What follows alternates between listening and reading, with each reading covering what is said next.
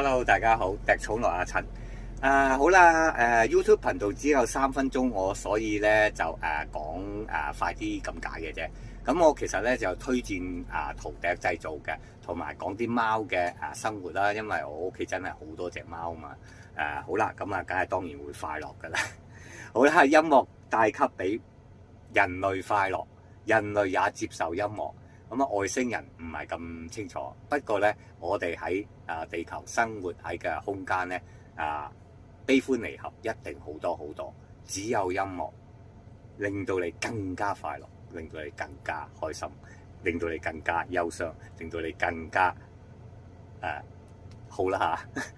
好啦，好啦，音樂裏邊咧就自己能夠吹奏最好、最基本、最單純。就係人類一始早起初就係用泥陶笛2個窿開始，嘟嘟嘟，一係1個窿開始，嗚咁樣，好啦，咁所以咧最易學就係用個嘴嘅，用個嘴，跟住吹出嚟嘅嘢就係最易學。所以咧，我就咧諗，中國遊玩嗰陣時咧，我經過好多嘅歲月啦，咁樣喺嗰度發現原來吹奏嘅嘢係最易嘅。手彈嘅嘢係最難㗎，咁我介紹嘅係介紹俾成年人，甚至到係老年，退晒休，真係唔中意出街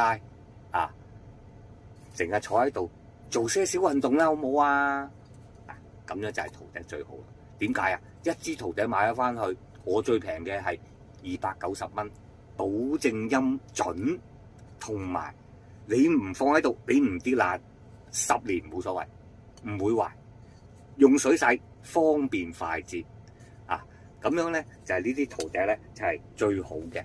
好啦，再講精緻啲，輕薄我係我獨家嘅，我自己打磨，自己割切，咁整到最細最薄，所以市面上冇得買。呢啲叫手工笛，手工笛貴啲啦，290蚊、300蚊唔得啊！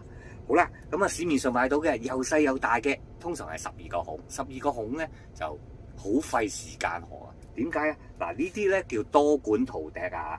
多管陶笛裏邊最好嘅就係雙管，2個窿，哨口係2個。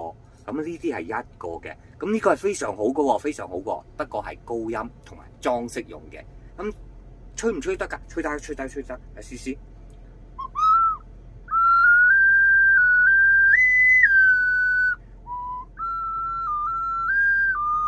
呢啲咧就係高音㗎，咁呢啲梗係低音㗎啦，低音梗係好聽好多啦。